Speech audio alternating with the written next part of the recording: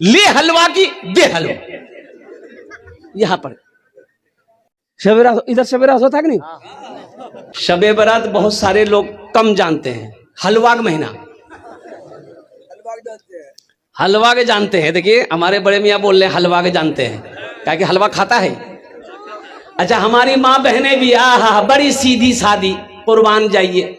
ये फजीलत वाली रात है, बरकतों वाली रात है, रहमतों वाली रात है, कुछ मांगने वाली रात है।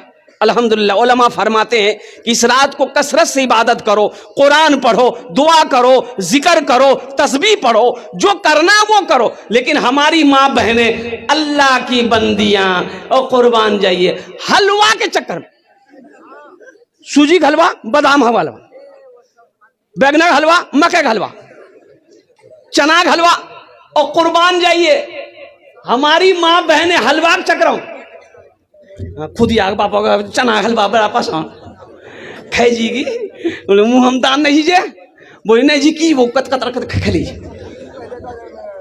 पूरी रात हलवा के चक्कर में मेरी माँ बहन गुजार दी। पता ये चला कि ना नमाज पढ़ी, ना नफल पढ़ी, ना कुरान पढ़ी, ना तस्बीह पढ़ी, बस पढ़ी तो पढ़ी, ले हलवा की दे हलवा। यहां पर